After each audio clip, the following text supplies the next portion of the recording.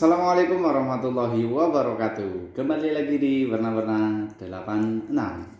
Di pembelajaran kali ini kita masih seputar teknik pendingin dan tata udara.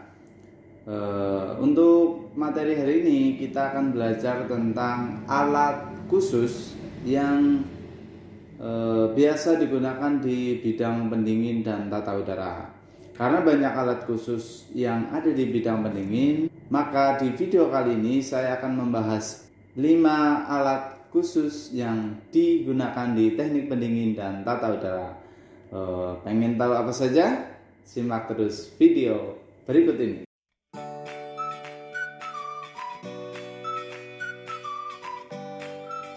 Baik teman-teman, di video kali ini ada 5 alat khusus yang akan saya perkenalkan atau akan saya bahas di sini, baik dari bentuknya atau mungkin nanti dari fungsi dari alat itu sendiri.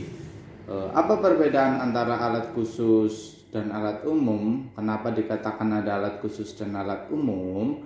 Alat khusus itu biasanya digunakan di bidangnya itu saja, atau lingkup penggunaan alat tersebut itu berada di bidang itu sendiri. Contoh di sini ada bidang pendingin dan tata udara, maka alat khususnya adalah alat yang biasa digunakan di pendingin dan tata udara dan hanya digunakan di bidang pendingin dan tata udara.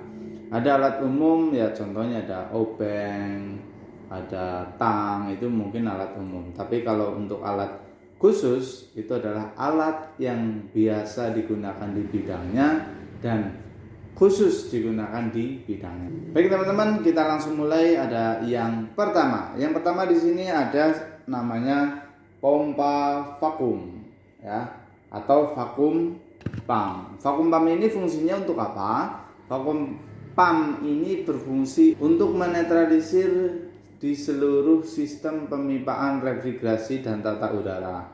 Maksudnya apa netralisir? Maka di dalam pemipaan itu akan dihampakan, tidak ada apapun, tidak ada uap air, tidak ada kotoran, tidak ada bahan-bahan yang lainnya. Intinya di dalam pemipaan dikosongkan oleh namanya vakum pump. Yang kedua, di sini ada namanya, siapa yang terkenal dengan ada namanya termometer. Di sini kebetulan yang saya pegang ini adalah termometer infrared, ya. Ini sekarang lagi booming, ya, lagi banyak digunakan di setiap instansi, mall dan sebagainya. Untuk apa? Cek suhu, ya. Cek suhu. Suhunya berapa? 36,5. Jadi masih di bawah suhu panas, masih normal. Jadi di sini kalau sekarang itu banyak digunakan untuk mengukur suhu badan seseorang adanya pandemi, ya, pandemi COVID-19.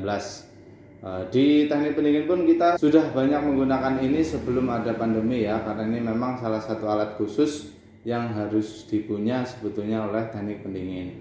Tetapi ketika kita menggunakan alat ini, biasanya adalah yang bisa kita ukur adalah suhu-suhu yang memang ke benda, jadi bukan udara. Kalau untuk udara ini kurang bagus, ya. Jadi ini ke benda. Kenapa ketika kita cek suhu di sini kita diukur bendanya? Karena di sini ada infrarednya, ya.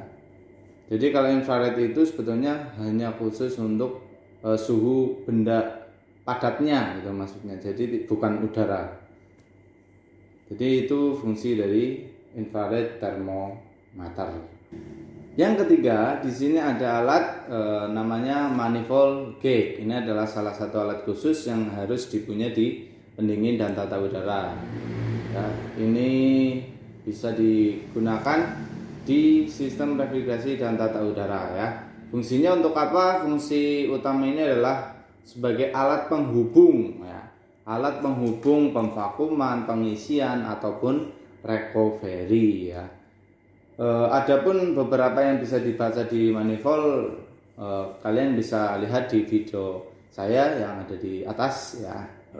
Karena pembahasan manifold itu sebetulnya sangat banyak. Intinya fungsinya untuk penghantar, penghubung pompa kuman, recovery ataupun pengisian. Yang keempat di sini ada alat khusus sebetulnya, tapi ini tidak mesti digunakan di teknik pendingin juga, tapi biasanya ini fatal. Dalam artian fatal itu kita memang harus punya alat ini, yaitu namanya tang ampere ya. Tang ampere ini digunakan biasanya saat instalasi AC ya. Untuk merek bebas ya. Kebetulan yang di sini ada merek, ini bukan sponsor, tapi karena adanya seperti ini ya. Ini ada tang ampere, biasanya digunakan untuk mengukur ampere dari kompresor saat running. Dan yang kelima atau yang terakhir di video kali ini yang akan saya bahas adalah alat khusus, yaitu ada lag detector ya. Halogen lag detector ini berfungsi untuk salah satu cara mengetes kebocoran sistem refrigerasi ataupun sistem tata udara. Untuk pembahasan penggunaan lag detector bisa lihat di video di atas ya. Untuk lag detector ini juga banyak jenisnya ya, tidak hanya jenisnya seperti ini, tapi banyak ada yang dari harga yang murah sampai harga yang tidak murah ya. Dalam artian tidak murah itu lebih mahal. Baik teman-teman, di situ ada 5 pembahasan alat khusus yang harus dipunya di teknik pendingin dan tata udara. Ini bisa menjadi wawasan untuk teman-teman di luar sana yang pengen berkiprah di dunia pendingin dan tata udara, baik menjadi teknisi ataupun akan membuka bengkel di teknik pendingin dan tata udara. Minimal alat ini juga harus ada karena ini adalah alat khusus di bidang pendingin dan tata udara. Terima kasih, video kali ini saya cukupkan. Apabila banyak salah saya mohon maaf. Jangan lupa like, share, dan di subscribe channel Warna-Warna 86. Terima kasih. Assalamualaikum warahmatullahi wabarakatuh.